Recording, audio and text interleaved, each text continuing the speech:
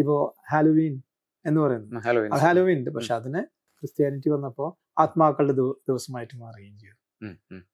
ആ സമയങ്ങളിൽ പള്ളിയിൽ കുർബാന, അതിനു മുമ്പാണ് ഹാലോവീൻ വരുന്നത്. പക്ഷെ എന്തിനേയും ഈ അവിടുത്തെ എന്താ പറയാ കാലാവസ്ഥയും പിന്നെ ഈ ഗ്രാമീണതയുമായിട്ട് ബന്ധപ്പെടുത്തിയിട്ടുള്ള ഉത്സവങ്ങളുള്ളൂ. അപ്പൊ മെയ് ബുഷ് വേനൽക്കാലത്തിന്റെ ഒരു ഉത്സവമാണ്.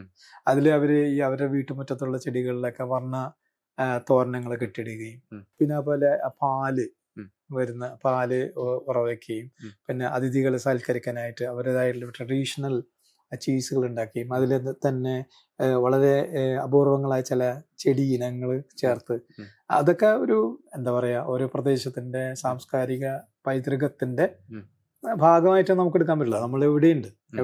The May bush is an old tradition that's gone on years and years, but my mother used to erect one at home when we were children, and we used to paint the eggshells and different pieces of materials, rags or whatever we had at the time to decorate the bush.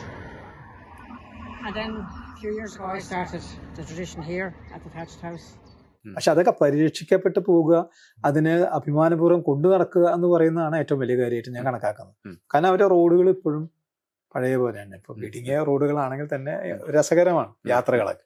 ഇപ്പൊ നമ്മളൊക്കെ ഇപ്പോൾ അവിടെ ഇപ്പൊ ഞാൻ പിന്നെ പോകുമ്പോഴൊക്കെ സാധാരണ വില്ലേജുകളിൽ യാത്ര ചെയ്യുമ്പോൾ ചില പഴയ ഒറ്റമുറിയുള്ള പള്ളികൾ, അതിന് തൊട്ടടുത്തൊക്കെ ആയിട്ടുള്ള ചെറിയ ചെറിയ ലൈബ്രറികൾ, അതൊക്കെ ഇപ്പോഴും അതേപോലെ തന്നെ പഴയ ആളുകൾ വന്ന് സംസാരിച്ചിരുന്ന ഇടങ്ങൾ, ആ പുസ്തകങ്ങൾ അതൊന്നും ആരും കൊണ്ടുപോവുകയോ നശിപ്പിക്കുകയോ അല്ലെങ്കിൽ എന്തുകൊണ്ട് ഇവിടെ പിന്നെ ഇവിടെ നിന്ന് മാറ്റി വേറെ സ്ഥലത്തേക്ക് കൊണ്ടുപോകണം എന്ന് നിർദ്ദേശിക്കുകയോ ചെയ്യുന്നില്ല.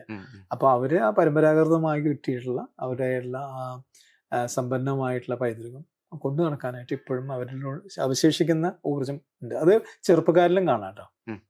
അപ്പൊ അത് വലിയൊരു കാര്യമായിട്ട് എനിക്ക് അനുഭവപ്പെടുന്നു. അതെങ്ങനെ പറയാനും